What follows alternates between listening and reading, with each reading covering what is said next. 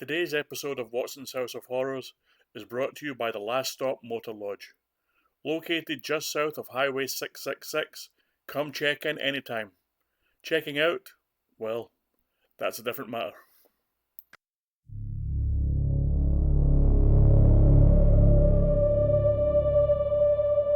Welcome. Step inside my haunted house and stay a while. If you dare. Welcome back, everyone.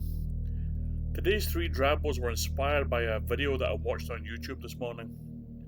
In the video, on a channel called Uncanny Expeditions, a pair of dudes went looking for a lost hiker, and along the way, they came across an old plane crash, TWA 260, I believe.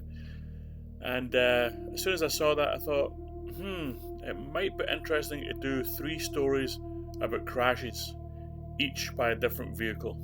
So, that's what we're doing today, so strap in. Story number 1, TWA 260. The going was rough and treacherous, but I felt the rewards would be worth it. My YouTube viewers were going to love seeing me find the scattered pieces of a long ago plane crash. Before long, I came upon the first piece. The engine was mostly covered in brush, but there was enough of it exposed for a great shot. Next was a propeller and the bones of a seat. When I touched the seat, a strange vibration passed through my body, and while it was inaudible on camera, I clearly heard screams of 16 souls echoing around me. Story number 2, Roadside Memorial.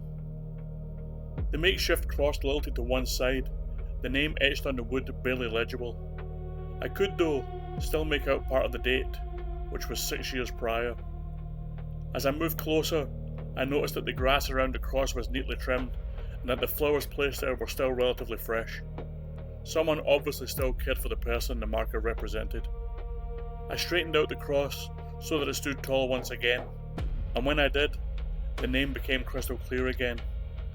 I realised that we all just want to be seen, even in death. Story number 3, Run Aground. The rusting hulk groaned as the tide moved in, leaking out the few remaining drops of oil still contained within. It had been years since the tanker had run aground, yet it still wept black tears every day. The death of the ship set off a chain reaction that brought even more destruction.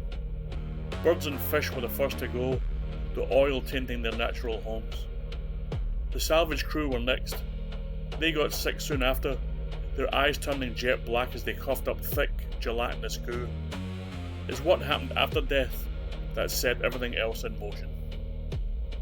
Well, that's the 3 stories for this week. I hope you enjoyed them. I'll be back again on Thursday with 3 more, and as always, if there's a theme you want to see me touch on, let me know in the comments. Until then, if you want to check out more of my work, you can do so by visiting www.authorjohnwatson.com. See you again on Tuesday. Bye everyone.